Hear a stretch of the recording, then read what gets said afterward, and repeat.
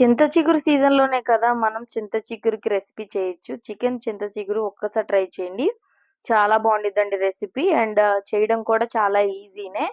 Pan పెట్టి ఆయిలేసి, పచ్చిమిర్చి, onion వేసి బాగా వేగనివ్వండి.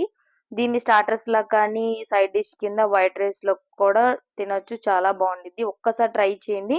ఎలా వచ్చిందో నాకు కామెంట్ చేయండి. కరేపాకు వేసి, చికెన్ వేసి, అందులో కొంచెం బాగా వేగనివ్వండి వాటర్ ఇంకిపోయేదాకా. దీనిలో నేను షాజీరా అండ్ అల్లం పేస్ట్ ఒక 3 టేబుల్ స్పూన్‌లు యాడ్ చేశాను. చాలా బావుండిద్ది రెసిపీ అయితే. దీన్ని బాగా కుక్ అవ్వనివ్వండి. అల్లం పేస్ట్ మరి చికెన్‌కి పట్టాలి కదా! అందుకే కొంచెం బాగా కుక్ అవ్వనివ్వండి. కొంచెం దగ్గరికొచ్చిన తర్వాత కారం, పసుపు, ధనియా పౌడర్ వేసి దానిలోనే నేను జీడిపప్పు కూడా వేశాను. చాలా బావుండిద్ది జీడిపప్పు కూడా వేస్తే. ఒక్కసారి ట్రై చేయండి. దీన్ని కూడా వేగిన తర్వాత చింత చిగురు మనం కడిగి ఆరబెట్టింది అందులో వేసేసి మూత పెట్టి ఆవిరికి ఉడకబెట్టండి. ఆవిరికి ఉడికితే ఏంటంటే చింత చిగురుకున్న ఫ్లేవర్ మొత్తం చికెన్‌కి పట్టిద్ది. తర్వాత జీరా powder and garam masala add చేసుకోవడమే. అంతేనండి. చాలా ఈజీ. ఒక్కసారి ట్రై చేయండి. మన వీడియో నచ్చితే లైక్ చేయండి. మన ఛానెల్‌ని సబ్స్క్రైబ్ చేసుకోండి.